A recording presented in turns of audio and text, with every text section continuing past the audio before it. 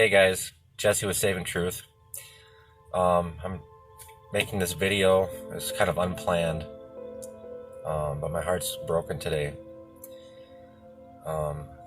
Without going into too much detail, a family at our church lost their 21-year-old son maybe a little over a week ago. And I'm sitting there, and I'm at work, and I'm watching the sermon on Facebook, listening to our pastor and listening to some testimonies, and my heart is so heavy for them. Not that I know what it's like to lose a child, I don't. That is one of my biggest fears, actually. I have 2 children. But I lost my dad 5 years ago. He was only 57. And what it did for me was, in a way, bring me closer to the Lord, because the reality of death was so much stronger.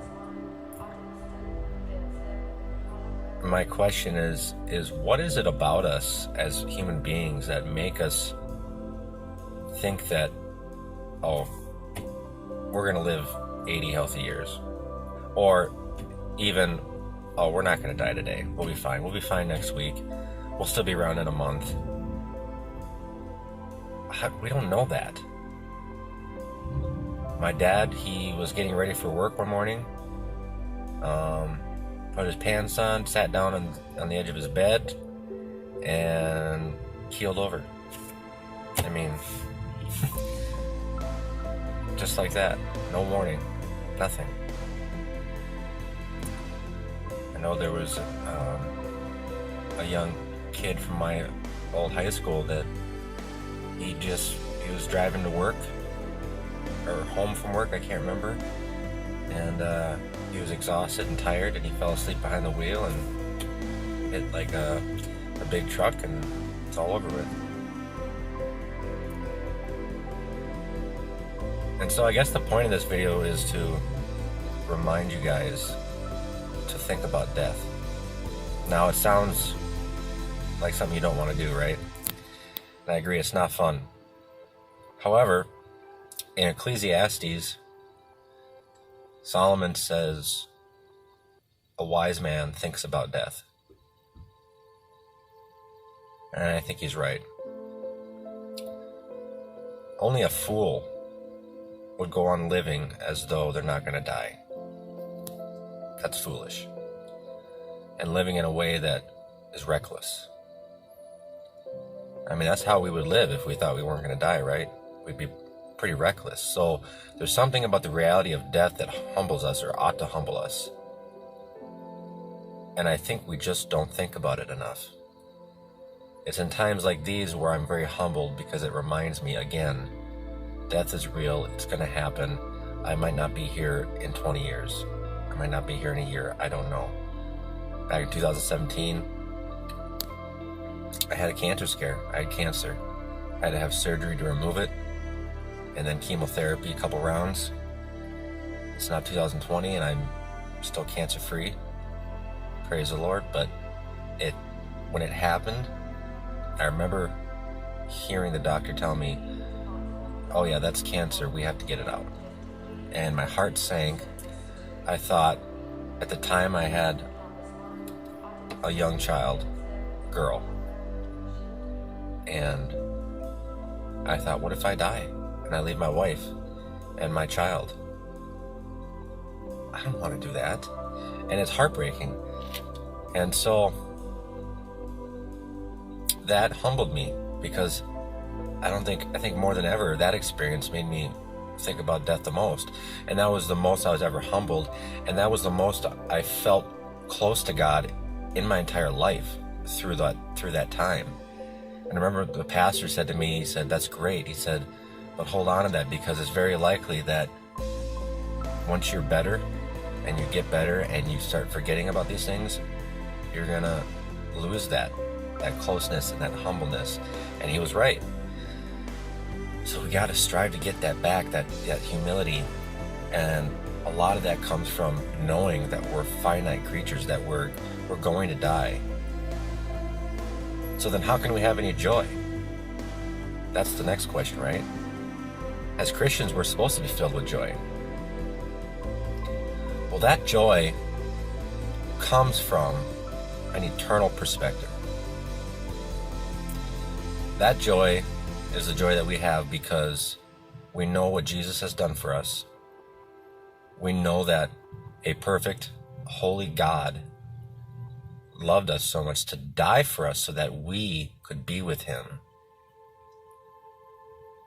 And it is the difference between not being with God and being with God is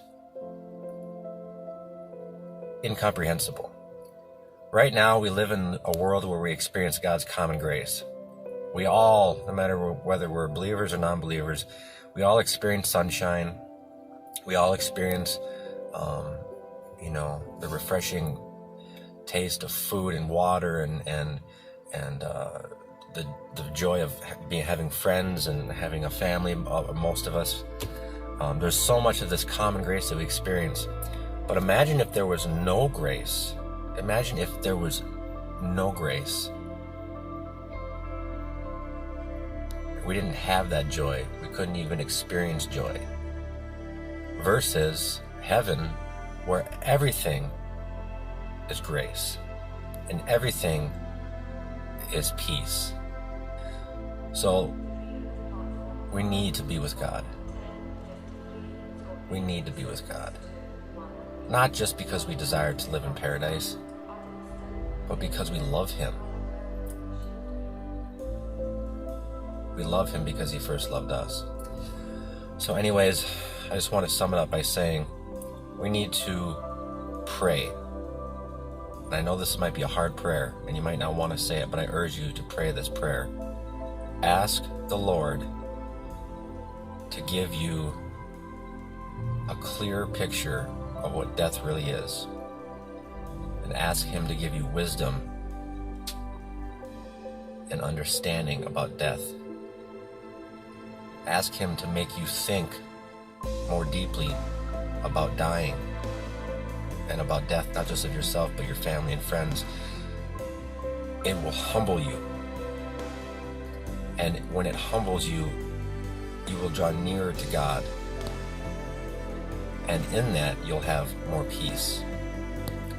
It sounds strange, but it's true. I've been there.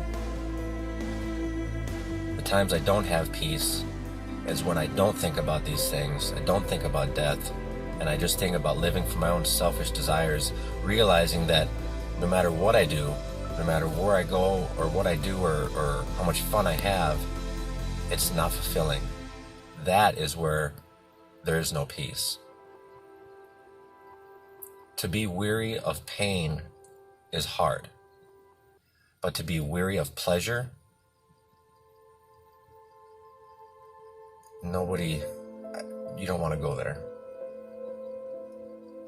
But maybe some of us need to, so that we realize that the things in this life are never going to fulfill like Christ. Christ is the living water. And when we drink of that water, we will never be thirsty again. Anyways, guys, again, my heart's heavy today, and the reality of death is hitting me once again. And it doesn't feel good, but I'm glad. Pray for me.